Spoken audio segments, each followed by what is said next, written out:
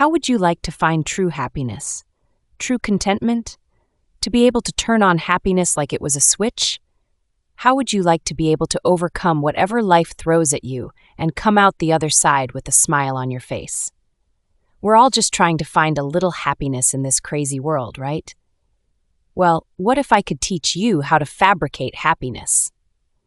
No longer will you be at the mercy of random events or what side of the bed you wake up on. There are secrets to finding happiness, and not many people know them. I want to introduce you to all the tools and tricks that modern science has to offer in a course where we do a deep dive into what creates lasting happiness. In this course, I'm going to teach you how to control your emotions rather than letting them control you, how your actions influence your thinking, the treasure in relationships, all the remedies and quick fixes modern science has to offer, the 3 pillars of positive psychology, how to nurture a healthy self-esteem, what to expect in therapy, and finally, the true secrets to fulfillment in life and the narrow road very few ever walk down. So what's the catch? There is none. The course is 100% free. It's brought to you by our sponsors, the Introducer app, which connects you to whoever you want for whatever reason, and our mental wellness hub, the Happy app. Firstly, there's a few things we need to get straight. We talk about happiness and sadness like 2 ends of a spectrum, and in a way it is, where happiness is an absence of sadness and vice versa. But it's also more than that. See, there are many types of happiness. There are many positive emotions which we kind of lump together in our understanding of happiness. However, they are quite distinct and separate emotions. For example, positive emotion about the future includes optimism, hope, and faith. For the present, it includes joy, calm, ecstasy, and zest. And for the past, there is fulfillment and pride.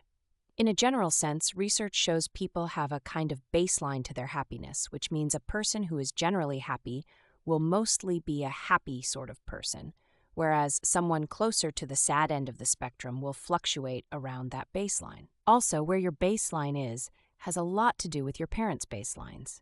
This means that if both your mom and dad are generally happy people, you too will most likely be a happy person. But all this doesn't mean that we are locked into our levels of happiness. In a sense, fate is what we make. This course was created originally in English, and here are some types of happiness and their definitions from the English language. Joy. This is a feeling that comes from losing yourself in the present moment and appreciating what you have. Excitement. This emotion can last longer than joy, but it's still somewhat fleeting. It can be a motivating factor, such as excitement about a new job or a new relationship. Hedonic happiness. This type of happiness is achieved through experiences of pleasure and enjoyment. It pops up a lot in life, but tends to dissipate just as quickly. Gratitude. This is a positive emotion that involves being thankful and appreciative. Those who feel gratitude regularly tend to be happier and healthier. Eudaimonic happiness. This type of happiness is achieved through experiences of meaning and purpose. Each type of happiness contributes to overall well-being in different ways and can be cultivated through various practices and mindsets. Now, it is the last 2 of these that we are more concerned with.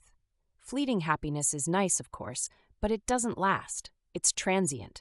Fleeting happiness might help you get through the moment, or even the day if it's a really good joke, but this kind of happiness doesn't last. There's a concept called the hedonic treadmill, where most people rapidly and inevitably adapt to good things by taking them for granted. As good things come along in life, such as possessions or accomplishments, our expectations rise, our happiness sinks back down to baseline, and we expect more and more. There is a lot of evidence for this treadmill. What I'm about to teach you are the secrets to lasting happiness. And if you stick with me, maybe even just chip away at this course over a week or 2, then you might find that your whole world is about to change for the better. There are many things in life that evidence supports can help increase our long-term happiness.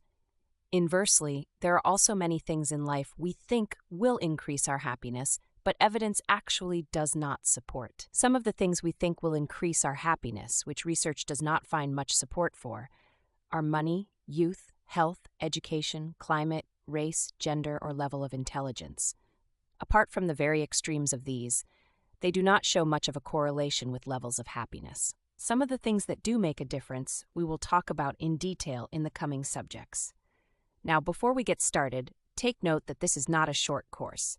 This is going to take you a while, but it's also complete and comprehensive. Using what this course teaches will change your life for the better. Although it takes dedication, the rewards can be so life-changing that I guarantee that it's worth it. Now, as the saying goes, how does someone eat an elephant? One bite at a time. So get your knives and forks ready because this is going to get chewy.